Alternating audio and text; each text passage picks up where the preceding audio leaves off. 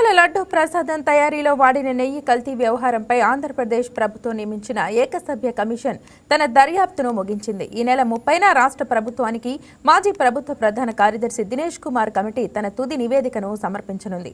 తిరుమలలో నెయ్యి నాణ్యత సేకరణ ప్రక్రియలో జరిగిన లోపాలు, కల్తీకి గల మూలాలు, వ్యక్తుల పేర్లను ఇందులో పొందుపరిచినట్లు తెలుస్తుంది.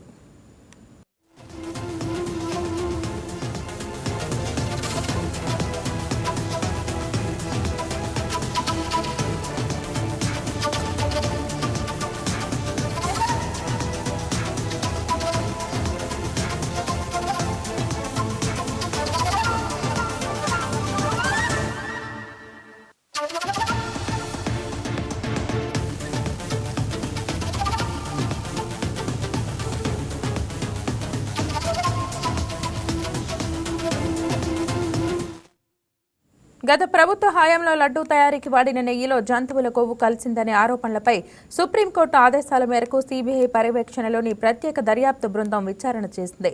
ఈ సిట్ తన నివేదికను సమర్పించి నెల్లూరు ఏసీబీ కోర్టులో ఛార్జిషీట్ కూడా దాఖలు చేసింది. అయితే ఈ నివేదిక ఆధారంగా లోపాలను సరిదిద్దేందుకు, బాధ్యులపై చర్యలకు సిఫార్సు చేసేందుకు ఏపీ ప్రభుత్వం దినేష్ కుమార్ కమిటీని నియమించింది. ఆయన విచారణ పూర్తి చేశారు.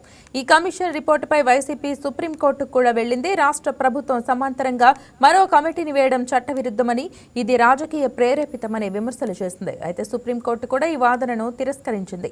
ప్రభుత్వం సిట్ నివేదిక ఆధారంగా తదుపరి చర్యలు తీసుకునేందుకు మార్గం సుగమమైంది. దినేష్ కుమార్ అందించే నివేదిక తర్వాత కీలక నిర్ణయాలు తీసుకునే అవకాశం ఉంది.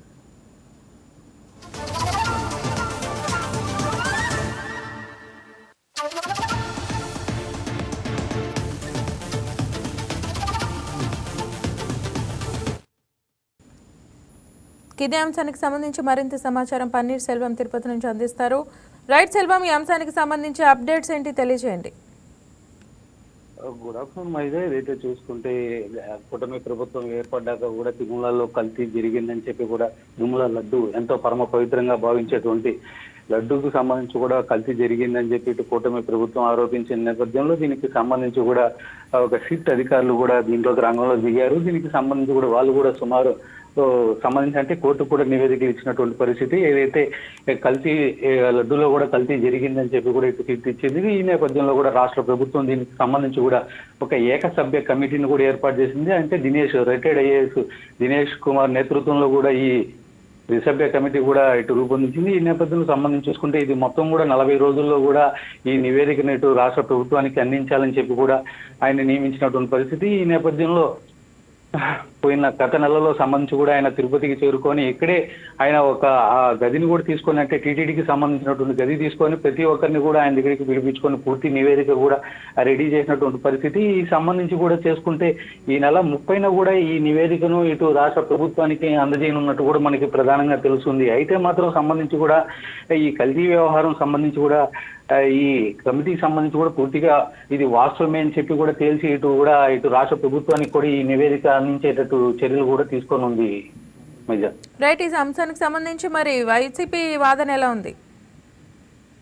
రైట్, దీనికి సంబంధించి కూడా ఇప్పటికే అనేక మార్లు దీనిపైన కూడా ఇటు వైసీపీ మా హయాంలో ఖచ్చితంగా కల్తీ జరగలేదు, గత ప్రభుత్వం హయాలంటే 2019లోనే దీంట్లో జరిగిందని చెప్పి కూడా వీళ్ళు అనేక సార్లు కూడా అనేక ఆరోపణలు చేసినటువంటి పరిస్థితి. దీనిపైన కూడా ఇటు కోర్టు కూడా సీరియస్ అయినటువంటి పరిస్థితి. ఇది భక్తుల మనోభావాలకు సంబంధించింది కాబట్టి ఈ లడ్డు వ్యవహారాన్ని కూడా పదే పదే తీసుకురావద్దని చెప్పి ఇటు హైకోర్టు కూడా ముట్టికాయలు వేసినటువంటి పరిస్థితి. ఈ నేపథ్యంలోనే ఇటు రాష్ట్ర ప్రభుత్వం కూడా దీనిపైన స్పందించి ఈ ఏకసభ్య కమిషన్ తీసుకున్నటువంటి నిర్ణయానికి ప్రతి ఒక్కరు కట్టుబడి ఉండాల్సిందని చెప్పి నేపథ్యంలోనే ఈ ఏకసభ్య కమిటీని కూడా నిర్వహించినటువంటి పరిస్థితి. ఈ నేపథ్యంలో ఈ నెల 30న కూడా ఈ కమిటీకి సంబంధించినటువంటి ఏదైతే రికార్డులంతా కూడా పరిశీలించి ఒక ఫైల్ రెడీ చేశారు. ఈ ఫైల్ అంతా కూడా మొత్తం ఈ నెల 30న కూడా ఇటు రాష్ట్ర ప్రభుత్వానికి అందజేయనున్నట్టు కూడా మనకి తెలుస్తుంది.